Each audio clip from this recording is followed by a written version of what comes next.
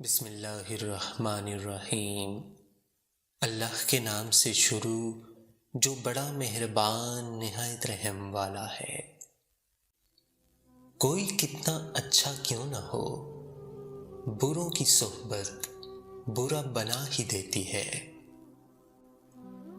غلطی تسلیم کرنے اور گناہ چھوڑنے میں کبھی دیر نہ کرنا، کیونکہ سفر جتنا طویل ہوگا واپسی اتنی ہی مشکل ہوگی۔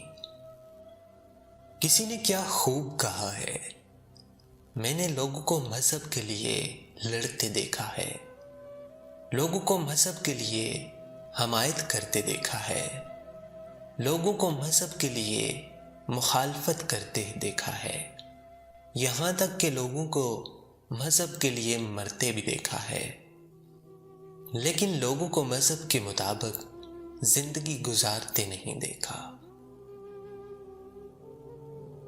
ایک دانشور سے پوچھا گیا کہ غصہ کیا ہے؟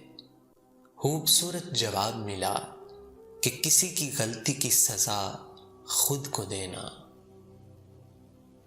کامیاب لوگ اپنے ہونٹوں پر دو چیزیں رکھتے ہیں، مسکراہٹ اور خاموشی۔